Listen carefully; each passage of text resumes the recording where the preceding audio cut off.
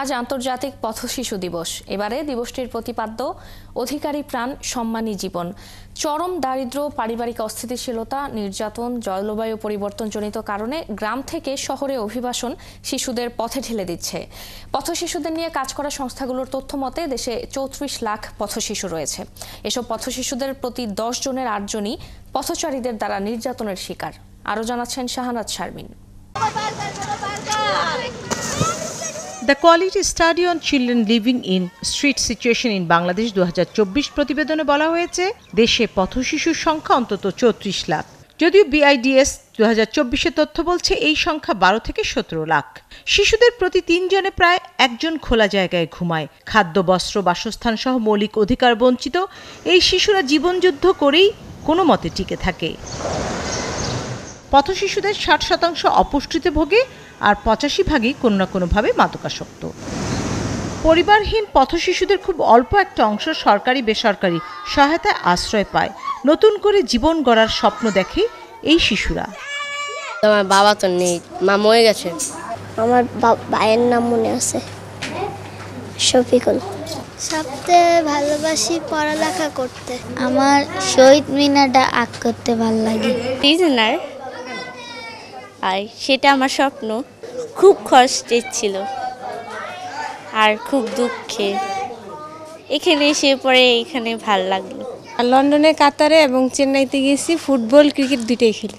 পথে থাকা সে জীবন বড় কষ্টের ছিল, তাই আর ফিরতে চায় না। রাতে ঘুমালে ঠান্ডা লাগতো, আর রাতে ঘুমালে মশা কামড়াতো, আরও স্টেশনে ঘুমালে পুলিশরা মেরে মেরে বাইর করে দিত।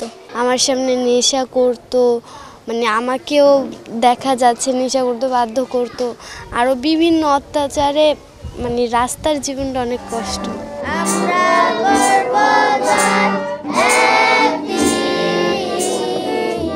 তবে তারাও স্বপ্ন দেখে একদিন প্রতিষ্ঠিত হয়ে পথে থাকা বাকি শিশুদের অধিকার ফিরিয়ে দেবার। মানুষকে আদর করা, রাখা, মানুষকে সেবা করা। আমি ফটোগ্রাফার হব, হয়ে পুরা দেশকে আমি জানাতে যাই যে এই শিশুগুলো পথে থাকে, যে শিশুগুলো রাস্তায় থাকে, এই শিশুগুলো যে রাস্তায় না থাকে তাদেরও একটা পরিবার চাই। আমি ডাক্তার হয়ে অসহায় রোগীদের আর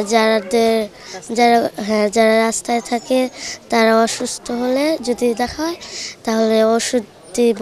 আমি ডাক্তার হতে চাই, যারা বাইরে যারা মানুষ আছে তাদের আমি চিকিৎসা হেল্প করতে চাই। বেসরকারি সংস্থা লিডোর সমাজকর্মীরা শহরের নানা প্রান্ত থেকে ভাসমান শিশুদের খুঁজে নিয়ে স্থানীয় থানার মাধ্যমে প্রথমে পরিবারে ফিরিয়ে দেওয়ার চেষ্টা করে। এতে ব্যর্থ হলে করা হয় তাদের পুনর্বাসন।